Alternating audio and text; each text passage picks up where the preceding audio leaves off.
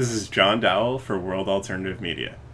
So, obviously in the last week or so, there's been a lot of outrage about Trump's travel ban. And let's be clear that it is a travel ban, not a Muslim ban. It's a ban on the citizens of 7 different countries entering the United States. It's not specifically directed towards any religion, although they are majority Muslim countries. Now, to start out with, I'm against the travel ban. There are, of course, very real concerns about groups like ISIL getting into the United States, concerns which would be mostly absent if the United States and other Western powers hadn't largely destroyed Syria, Iraq, Libya, etc., and armed, funded, and trained ISIL.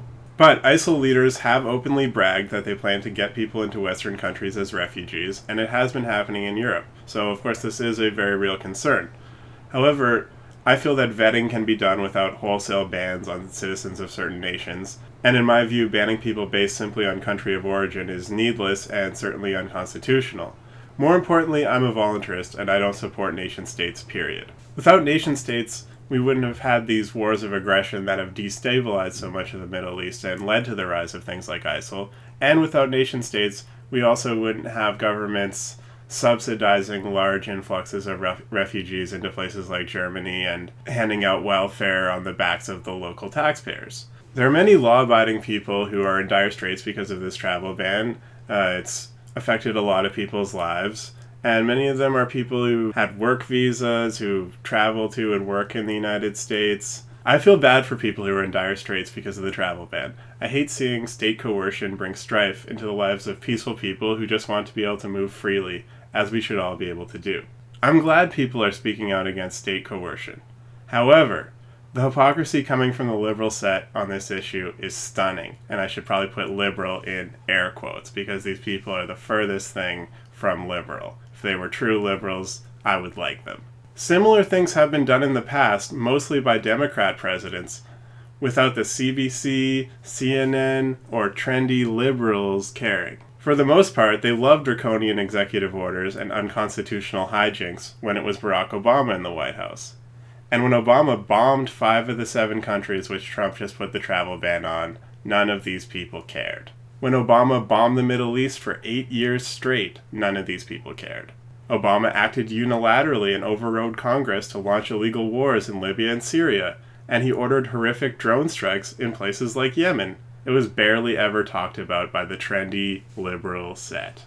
And when it was, he was usually praised as a humanitarian, instead of the war criminal that he is. It's both worrying and sad that most of the same short attention span, hashtag activist type people who think a ban on citizens of certain countries coming into the United States is the literal worst thing that's ever happened, literally didn't care at all when Obama was personally ordering a drone bombing at a wedding in Yemen, killing hundreds of people. There was scarcely a murmur from the CBC and CNN back then. Not a peep from Meryl Streep and the liberal celebrities. No Twitter outcry from the bourgeois liberal hipsters. This is why the liberal upper crust are so hated now. It's clear that these people don't really care about human rights.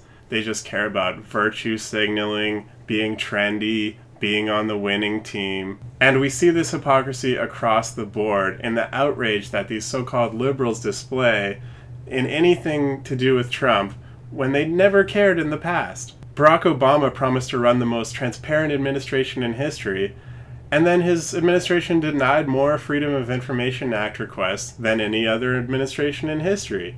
The trendy media and the trendy liberals didn't care.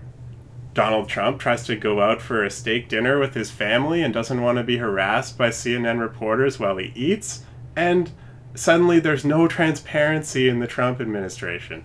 Liberals are outraged by the idea of Donald Trump's wall, even though Hillary Clinton supported the Secure Fences Act of 2006, and on numerous occasions talked about the need to secure the border with physical barriers.